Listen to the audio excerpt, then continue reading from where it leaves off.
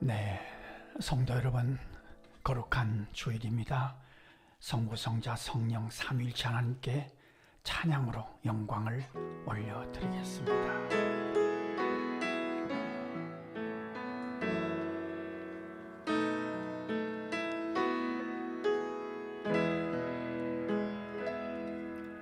오늘 집을 나서기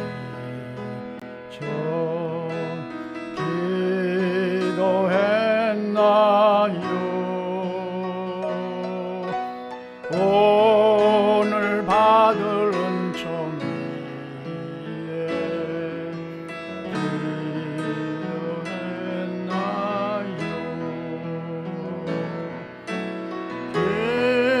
기도는 우리의 안식 빛으로 인도하리. 앞이 깜깜할 때 기도 잊지 마세요. 마음에 분이 가득 찰 때 기도했나요? 나의 앞길 막는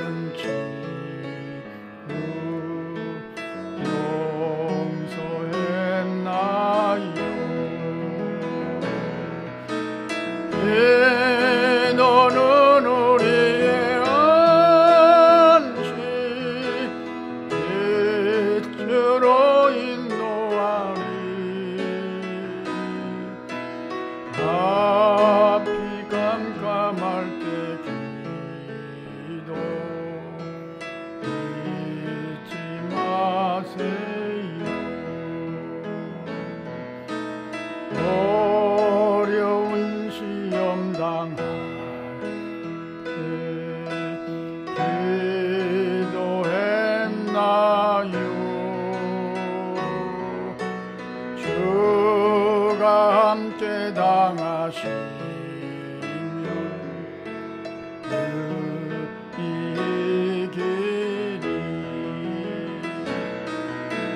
기도는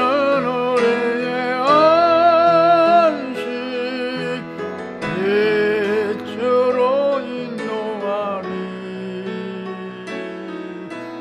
앞이 깜깜할 때 기도 잊지 마세요. 나의 일생 다가도록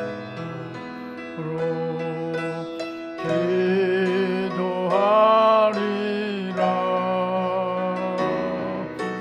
주께 맡긴 나의 생명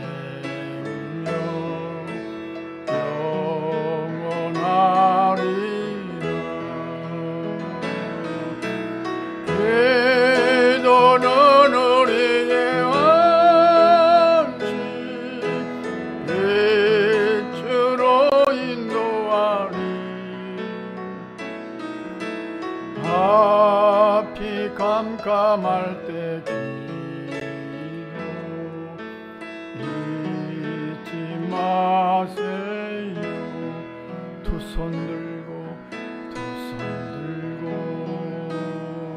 찬양합니다. 다시 오실 왕 여호와께 오직 주만이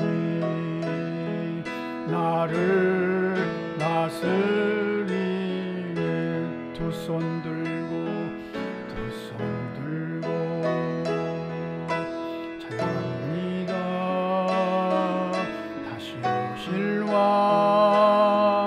여호와께 오직 주만이 나를 다스리네.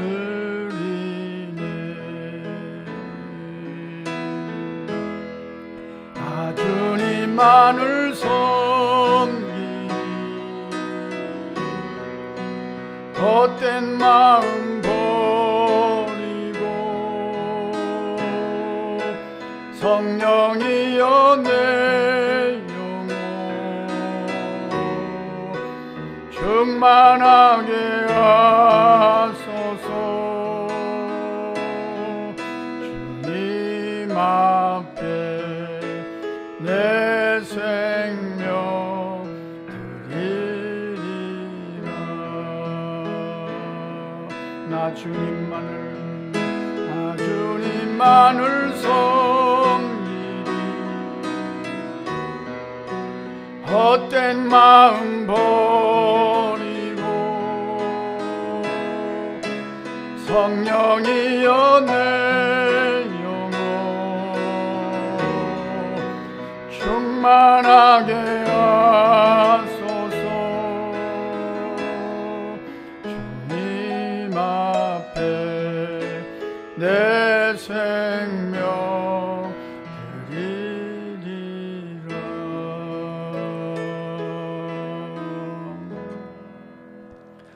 주여, 우리의 기도를 죄병에 담으소서. 기도문으로 함께 기도하겠습니다. 하나님, 우리의 아버지여, 교만한 마음을 버리고 겸손한 마음으로 주님을 사모하게 하시니 감사합니다. 부족한 자들이 주님 없이는 살 수 없음을 깨닫고 목마른 사슴이 물을 사모하듯이 주님을 바라보게 하시니 무한 감사합니다. 연약한 자들을 예배자로 불러주시고 주의 영광을 노래하게 하시니 참으로 감사합니다. 오늘도 하늘문을 여시고 한량없는 은혜를 부어주시기를 강청하나이다. 오늘도 성령께서 이곳에 임재하셔서 남은 자들이, 남은 어린이들이, 남은 학생들이, 남은 청년들이 달려와서 주님을 마음에 영접하고 거듭나는 구원의 방주로 이곳을 사용하여 주옵소서. 오늘도 성령께서 이곳에 임재하셔서 집 나간 탕자들이 회개하고 돌아와서 자녀됨을 회복하는 아버지의 집으로 이곳을 써 주옵소서. 주께서 택하신 백성들과 믿기로 작정된 자들이 주님을 경배하다가 은혜 받고 그 영혼이 소생되게 하옵소서. 주의 이름으로 모이는 곳곳마다 저 북한 땅에서 은밀하게 주를 사모하는 성도들에게도 같은 은혜를 부어 주옵소서. 선교사님들이 드리는 선교 현장에도 어려운 이웃들의 삶 속에도 하늘의 영광이 충만하기를 소원하나이다. 이제 성령께서 강권하시며 생각나게 하심을 따라서 우리 안에 남아있는 어두움들을 토설합니다. 우리 안에 신앙인의 불신앙이 남아 있습니다. 믿는다고 하지만 이파리만 무성한 것은 아닌지 살펴봅니다. 또 의심하고 또 흔들리기도 했습니다. 마땅히 해야 할 일인데 기도하는 일에 열심을 다하지 못했습니다. 주신 것도 많고 있는 것도 많은데 없는 것 때문에 원망하지는 않았는지 살펴봅니다. 어두워진 우리의 눈과 귀를 주의 보혈로 씻으셔서 환하게 밝혀 주옵소서. 우리의 입에 생긴 가시들을 뽑아 주셔서 주님을 찬양하기에 부족함이 없게 하옵소서. 여기 왔으면 하는 이름들을 기억하오니 거기서 긍휼을 베풀어 주셔서 함께 하늘나라 소망을 노래할 날이 속히 이르게 하옵소서. 우리나라와 세우신 교회들이 품고 있는 반듯하지 못함과 어리석음들을 불쌍히 여겨주시며 말씀으로 고쳐갈 수 있는 힘과 지혜를 부어주시기를 강청하나이다. 하나님을 사랑하는 자, 곧 그의 뜻대로 부르심을 입은 자들에게는 모든 것이 합력하여 선을 이루어 주실 줄 믿습니다. 우리의 기도를 기다리시는 예수님의 이름으로 기도합니다. 아멘. 사죄하긴 함께 읽겠습니다. 여호와께서 말씀하시되 오라 우리가 서로 변론하자. 너희의 죄가 주홍 같을지라도 눈과 같이 희어질 것이요 진홍같이 붉을지라도 양털같이 희게 되리라. 그러므로 그리스도 예수 안에 있는 자에게는 결코 정죄함이 없느니라. 아멘. 모든 이름 위에 뛰어난 이름 찬양합니다.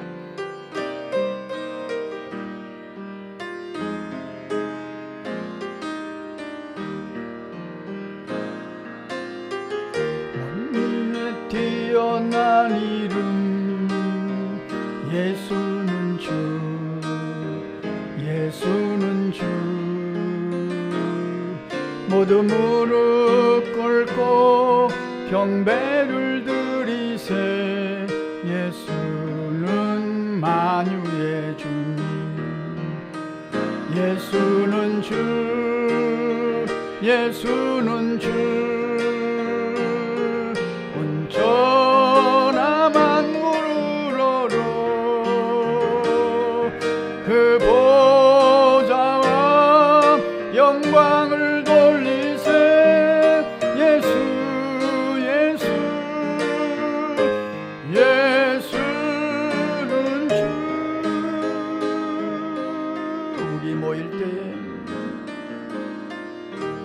우리 모일 때 주 성령이 말이, 우리 모일 때 주 이름 높이리. 우리 마음 모아 주를 경배할 때 주님 축복하시리.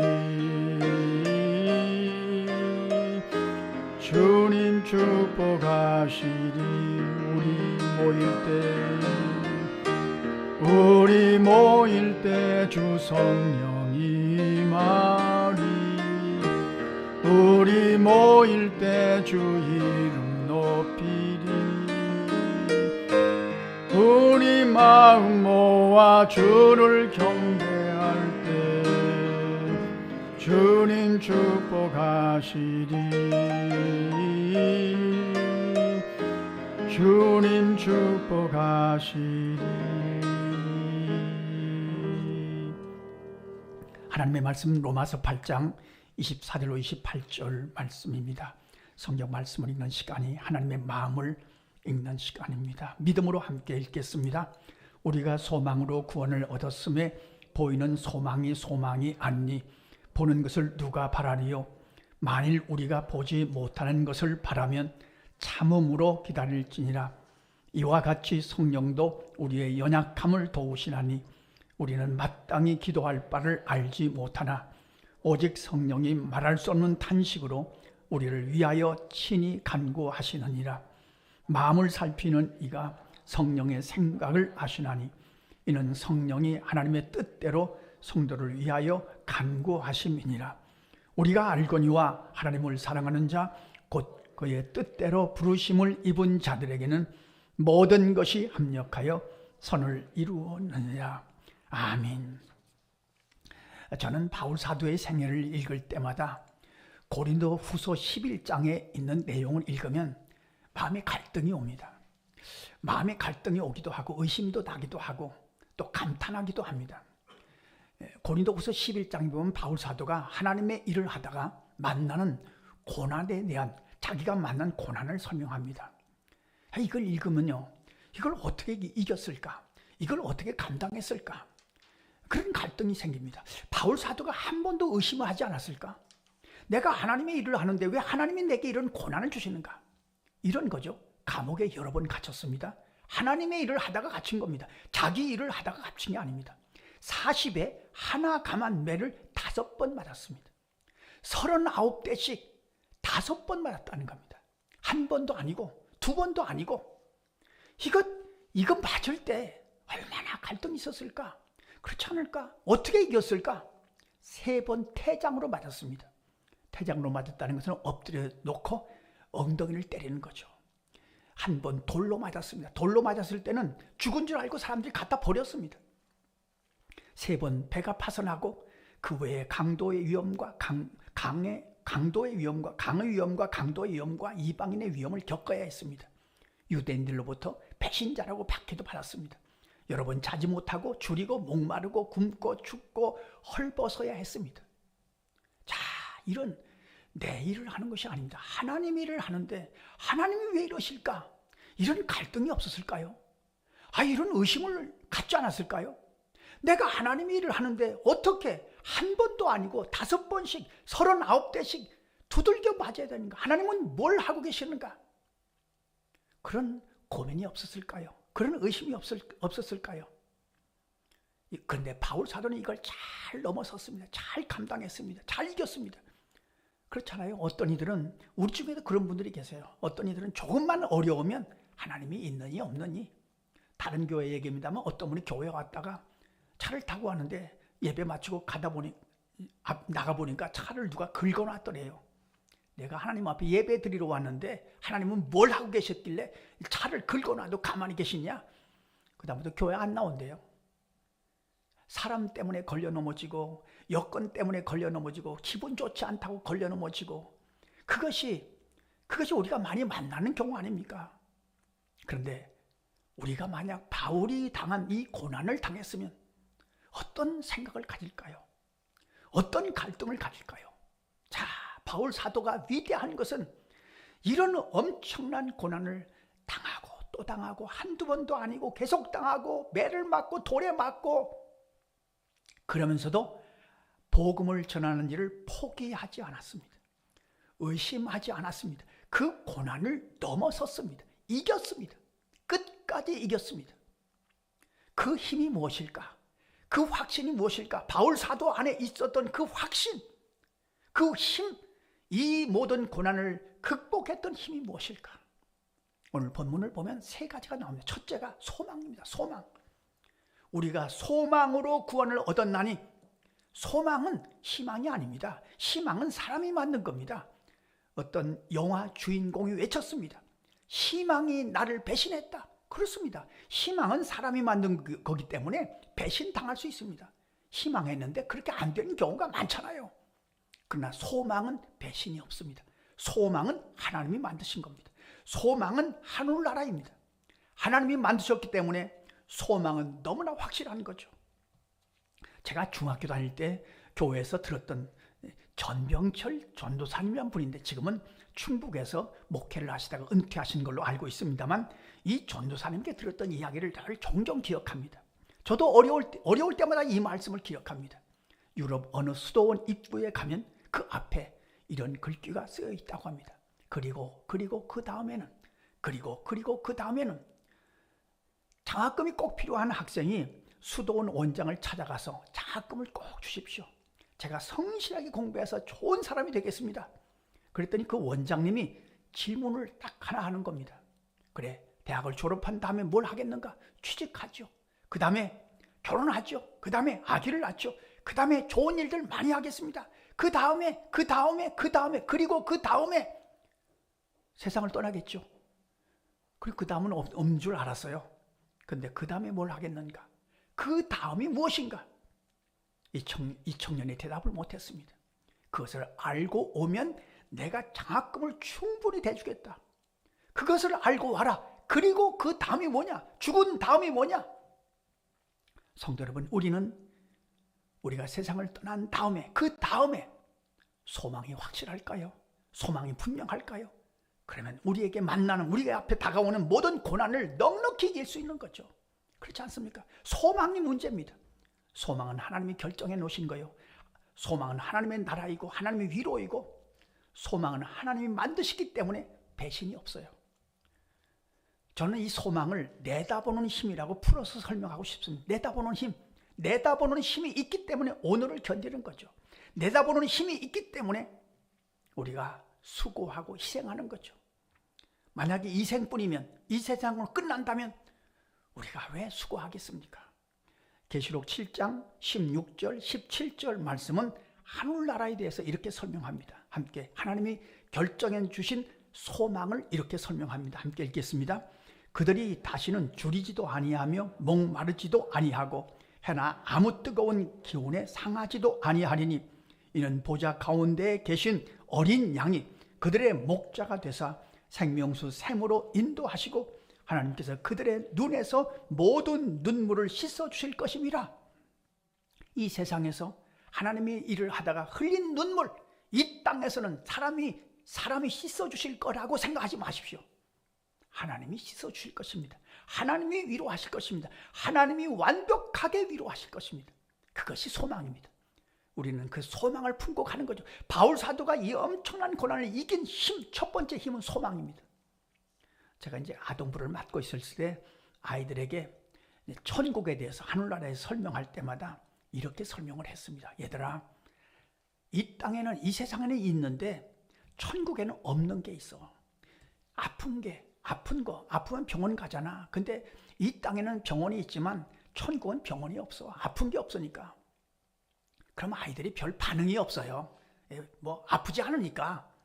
그런데 이런 얘기를 합니다. 이 세상에는 있는데 하늘나라에 없는 거. 두 번째는 숙제가 없어.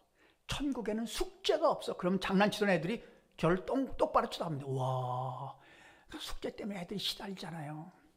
그 다음에 한마디 더 하면 와, 소리가 커집니다. 얘들아, 이 세상에 있는데 하늘나라에 없는 게 있어. 학원이 없어. 그럼 애들이 학원 이제 뭐 엄마 아빠가 가라고 하니까 막 가는 거죠. 그렇죠. 좋아서 가는 애들이 몇 명이나 있겠어요. 성도 여러분, 저 앞을 내다보면 오늘 이길 수 있는 힘이 생긴다는 거죠. 스데반이 돌에 맞아 순교합니다. 하나님의 일을 하다가 돌에 맞아 순교합니다. 그러나 그의 얼굴은 천사의 얼굴입니다. 소망을 받기 때문에, 하늘나라를 받기 때문에. 이광국 선교사님이란 분이 우리 교회가 열심히 돕는 분입니다만 20여 년 전에 아프리카 우간다에 갔다가 괴한이 쏜 총에 한쪽 다리를 맞아가지고 한쪽 다리가 10cm 줄었어요. 그 수술을 수십 번 한 분입니다. 우리 교회도 한 2번 주일 저녁에 오신 분인데, 이분이 지난 수요일 날 저에게 전화를 했어요. 목사님 꼭 부탁합니다. 왜요? 프랑스에 가 있는 선교사님 한 분이 코로나 때문에 뭐 교포들도 안 오고 사람들도 왔다 갔다 하지 못하고 그러니까 너무 어렵답니다. 집세를 내지도 못해서 지금 아주 절박한 상황이라고 합니다. 그러니까 꼭 도와달라고. 근데 요 말에 제가 홀랑 넘어가 버리고 말았어요. 그 선교사님이 그래요. 가만히 그분이 이제 총회에서 전국에 있는 선교사님들, 전 세계에 있는 선교사님을 관리하고 돕는 그런 분입니다. 그런 일을 지금 하고 있는 분입니다. 그분이 그래요. 이분을 어떤 교회가 도울까 생각하니까 은평교회밖에 생각이 안 나더래요. 은평교회는 얘기하면 꼭 도와줄 것 같더래요. 이게 작전이었는지 뭐였는지 모르겠어요. 하여튼 그러니 어떻게 안 도와줘요? 자기를 도와달라는 것이 아니에요. 프랑스에 유럽 교포들을 선교하고 있는 고금자 선교사님을 도와달라는 거예요. 그래서 성도님들의 헌금으로 지난 주일날 조금 보냈습니다. 저는 그 전화를 받고 그래, 내다보고 하는 겁니다.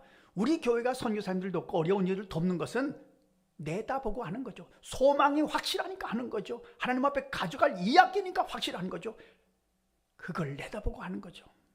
현재를 살아가는 방법은 3가지입니다. 우리가 참 조심할 것입니다. 첫째 방법은 과거로 현재를 결정하는 겁니다. 지나간 과거가 현재를 결정합니다. 과거 때문에 현재가 있다고 생각하고 해석하고 결론 짓는 겁니다. 이것이 팔자로 살아가는 것이고, 전생이니 뭐 환생이니 뭐 이런 동양 문화를 붙들고 있는 생각이 과거로 현재를 결정하는 겁니다.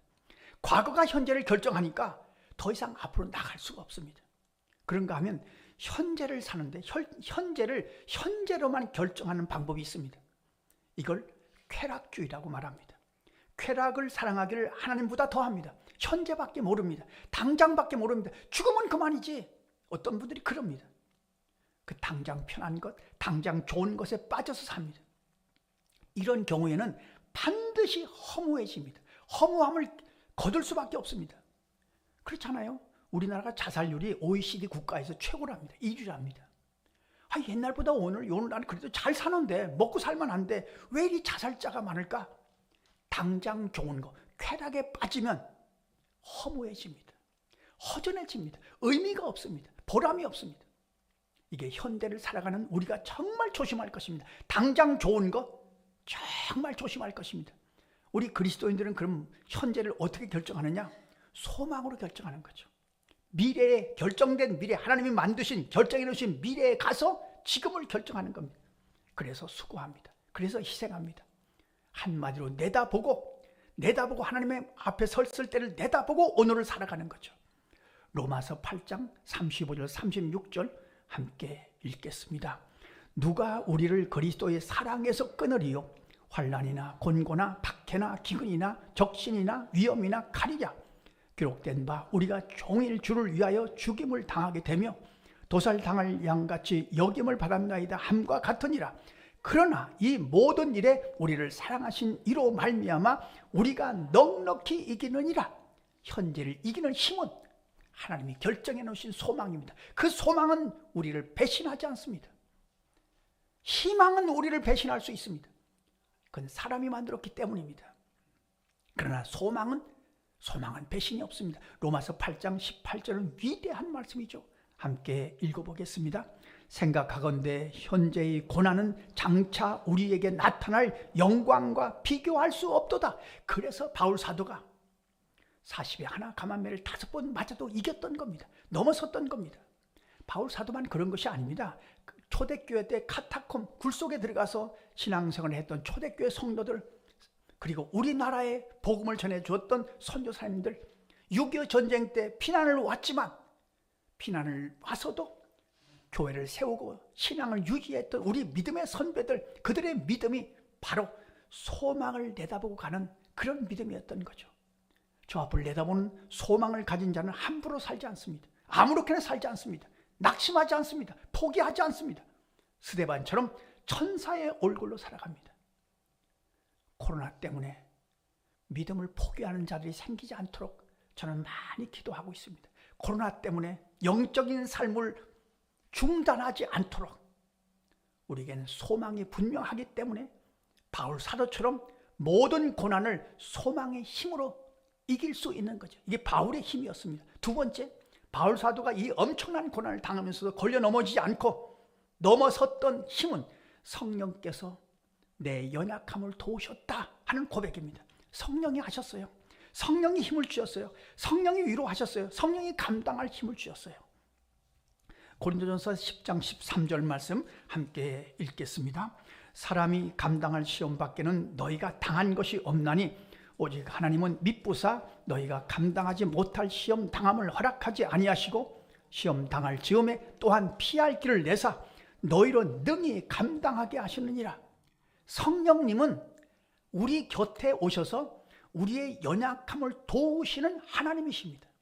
그러니까 우리 곁에 영으로 와 계신 하나님이기 때문에 성령의 도우심을 날마다 순간마다 요청할 수 있는 우리에게 자격이 있고 힘이 있고 권세가 있는 거죠. 성령이여 도우시옵소서. 로마서 8장 26절 27절 말씀은 이렇게 말씀하십니다. 함께 읽겠습니다. 이와 같이 성령도 우리의 연약함을 도우시나니 우리는 마땅히 기도할 바를 알지 못하나 오직 성령이 말할 수 없는 탄식으로 우리를 위하여 친히 간구하시느니라. 마음을 살피시는 이가 성령의 생각을 아시나니 이는 성령이 하나님의 뜻대로 성도를 위하여 간구하심이니라. 성도 여러분, 좀 우스개 얘기입니다. 어떤 교회에서 예배가 끝난 다음에 목사님과 집사님들과 이렇게 얘기하는데 어느 집사님이 그랬답니다. 목사님 오늘 말씀 참 좋았어요. 그러니까 이 목사님이 감동을 받아서 그래요? 겸손하게 말씀하신 거죠. 그걸 제가 한 건가요? 성령이 하신 거죠. 그러니까 그 집사님이 아니 목사님 그 정도는 아니에요. 그랬다는 우스개 얘기입니다. 이게 그냥 가만히 계시지 그냥 또 목사님은 좋아서 성령이 하셨죠. 그랬더니만 그 정도로 좋은 것은 아니고요. 그랬다는 우스개 얘기를 읽어봤습니다만 반드시 예수 믿는 자들의 마음속에는 성령의 감동하심이 옵니다. 성령이 감동하시면 기도하라, 예배하라, 그리로 가지 말라. 그것은 하나님이 좋아하시는 일이 아니다. 거절해라. 이쪽을 선택하라. 성령에 반드시 감동하십니다. 그 성령 예배하라, 주님을 사모하라 할 때 성령이 감동하실 때 그 앞에 거절하지 마시고 순종하셔야죠. 순종하지 않으면 성령께서 탄식하시는 거죠. 우리가 예수 믿는 거 성령이 하신 일입니다. 우리 교회가 여기 세워진 거 성령이 하신 일입니다. 우리를 통해서. 제가 반복해서 말씀드립니다만 아프리카 케냐 오지에 박흥 선교사님을 통해서 예배당이 27개 지어졌습니다. 노코리 고등학교를 통해서 1250명이 졸업을 했고 그 졸업생들이 아프리카 전역에 선교사로 파송하기를 기대하고 기도합니다. 지금도 수천 명의 어린아이들을 먹이고 있습니다. 이거 박흥순 선교사님을 통해서 성령이 하신 일이죠. 우리도 거기에 조금 한 25년 동안 도운 거죠. 우리가 날마다 기도할 제목이 이것입니다. 성령이여, 성령여 우리를 도우소서. 성령여 깨닫게 하시옵소서. 성령여 감동하시옵소서. 성령여 회복시켜 주시옵소서. 바울 사도가 그 말로 형용할 수 없는 그 고난을 이긴 힘은 성령이 도우셨다. 이게 바울의 고백입니다. 우리도 마찬가지입니다. 두 번째 힘입니다. 세 번째 힘은 바울 사도가 그 엄청난 고난을 이겼던 세 번째 힘은 하나님이 모든 것을 합력해서 선을 이루셨다. 바울은 그렇게 생각하지 못했어요. 예를 들면 바울은 로마에 가서 복음을 전하고 싶었는데, 근데 자유의 몸으로 가야 복음을 전하기 쉽지 않습니까? 바울의 생각이에요. 그런데 하나님은 죄수의 몸으로 배를 타고 가게 하셨어요. 백부장 옆에서 감시하고, 로마에 갈 때 백부장이 감시하고 병사가 감시하고 276명과 같이 배를 타고 가야 했어요. 그래 바울 사도가 이해가 안 되는 겁니다. 복음을 전하려면 마음껏 자유롭게 복음을 전해야 되는데 이거 죄수의 몸으로 가지요. 배를 타고 가지요. 백부장이 감시를 하죠. 가다가 유라굴라 강풍을 만납니다. 그리고 276명이 다 죽게 생겼습니다. 그때 하나님께서 바울 사도에게 말씀하셨습니다. 바울 사도야, 바울아, 염려하지 말라. 이 배는 반드시 로마에 갈 것이다. 그 하나님의 말씀을 듣고 바울 사도가 깨닫기 시작합니다. 와, 무슨 뜻이 있으시구나. 내가 죄수로 가는 것은 하나님의 뜻이 있구나 하는 걸 조금씩 깨닫기 시작합니다. 그리고 멜리데 섬에 도착해가지고 거기서 불을 쬐다가 나뭇가지 속에서 나온 독사에게 물립니다. 독사에 물리면 끝나는 건데 아무렇지도 않습니다. 하나님이 바울을 지금 붙들고 계시는 겁니다. 그러면서 바울이 점점 깨닫게 됩니다. 아, 무슨 뜻이 있으시구나. 그리고 로마에 도착했습니다. 성도 여러분 한번 생각해 보십시오. 276명이 배를 타고 오면서 바울 사도가 믿는 하나님을 체험했어요. 바울 사도가 말하면 틀림없어요. 바울 사도가 안심하라 하면 틀림없어요. 무슨 일이 있어도 바울 사도가 외친 말씀대로 이루어졌어요. 그랬더니 276명이 로마에 도착해가지고 가만히 있겠어요? 바울이라는 사람과 같이 배를 타고 왔는데 우린 죽는 줄 알았다. 근데 바울 사도가 안심하라. 나의 하나님이 함께 하신다. 그래서 우리가 살았다. 바울은 독사에 물려도 안 죽었다. 뭐 이런 소문이 얼마나 퍼졌겠어요. 그 다음에 또 하나 있어요. 바울이 로마 감옥에 있는데 나가서 복음을 전하지 못하잖아요. 그런데 날마다 로마 군병, 젊은 군병 2명이 와서 옆에 서서 바울을 지금 감시해요. 그러면 소문을 듣고 왔어요. 바울, 독사에 물렸어? 어디 물렸어? 여기 물렸어요. 봐요. 와, 그러면서 바울 사도가 로마 군사에게 복음을 전하기 시작합니다. 그 로마 군인, 젊은 군인이 나중에 로마의 고위층이 되는 겁니다. 이게 바울 사도가 하나님이 하시는 일을 깨달으면서 와, 기가 막히구나. 내가 자유의 몸으로 왔으면 이렇게 복음을 전할 수가 없어요. 로마의 고위층에 복음을 전할 수가 없어요. 276명이 로마에 퍼져서 하나님이 바울과 함께 하셨다. 바울이 하나님이 진짜 하나님이다. 이렇게 막 소문을 내고 전파할 수 있는 방법이 바울이 자유롭게 왔으면 할 수가 없어요. 그래서 바울이 깨닫는 겁니다. 와, 하나님은 합력해서 선을 이루시는구나. 그러므로 바울 사도가 그 다음부터 어떤 일을 만나든지 여기에는 틀림없이 무슨 하나님의 뜻이 있다. 하나님을 사랑하는 자, 곧 그의 뜻대로 부르심을 입은 자들에게는 반드시 합력해서 선을 이루신다.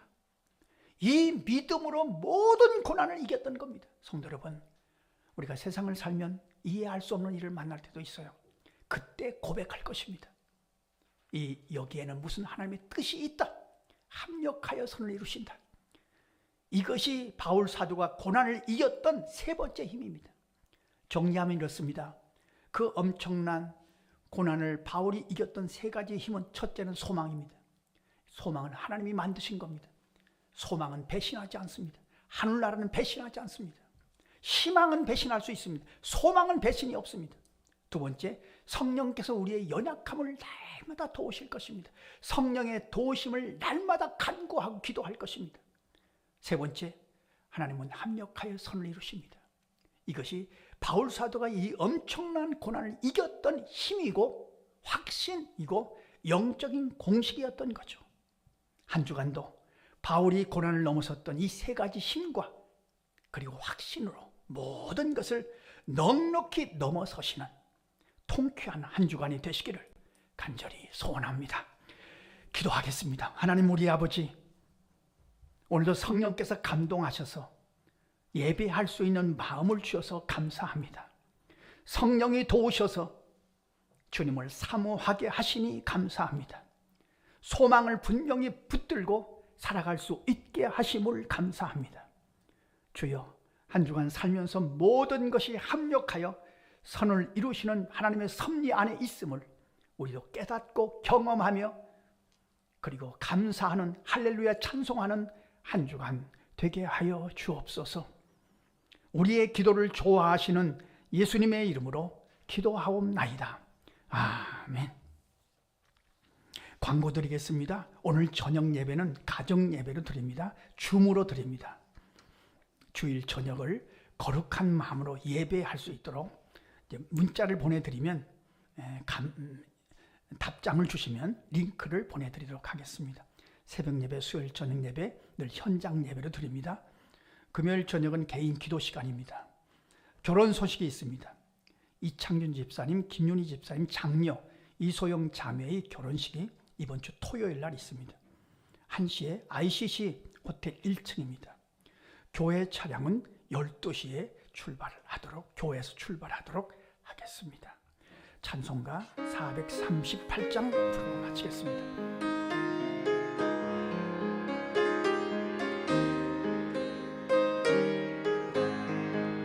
내 영혼이 은총이고 중한 죄짐 벗고보니 슬픔 많은 이 세상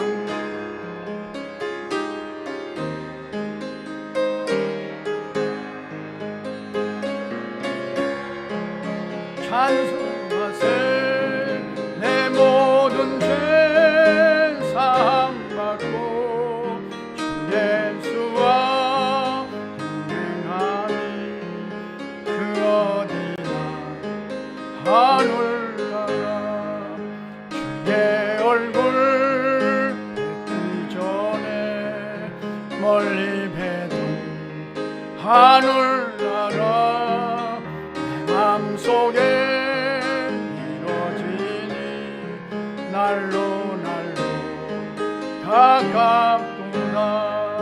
할렐루야 찬양하세 내 모든 죄 사함받고 예수와 동행하니 그 어디나 하늘나라 높은 산이 거친 들이 조막이나 궁궐이나 내 주 예수 모신 곳이 그 어디나 하늘나라.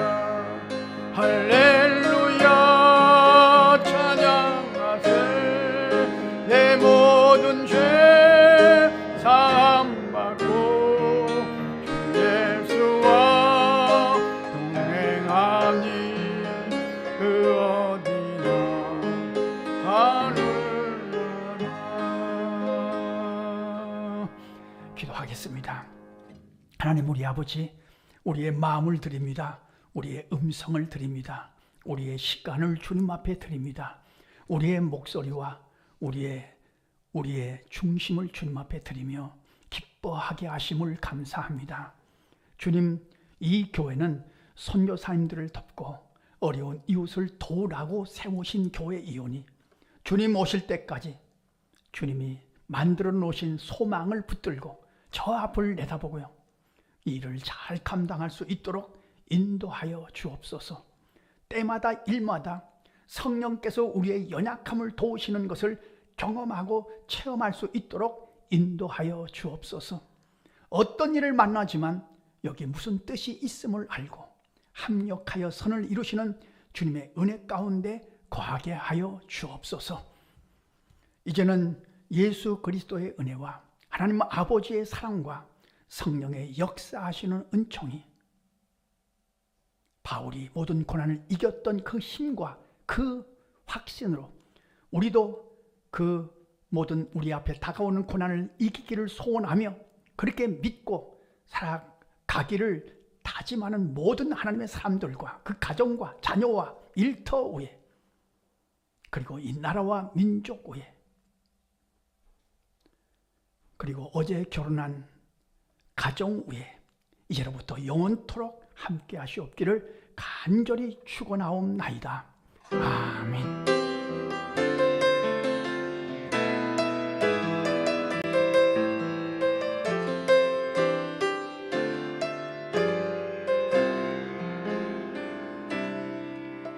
예배를 마쳤습니다. 평안히 돌아가시기 바랍니다.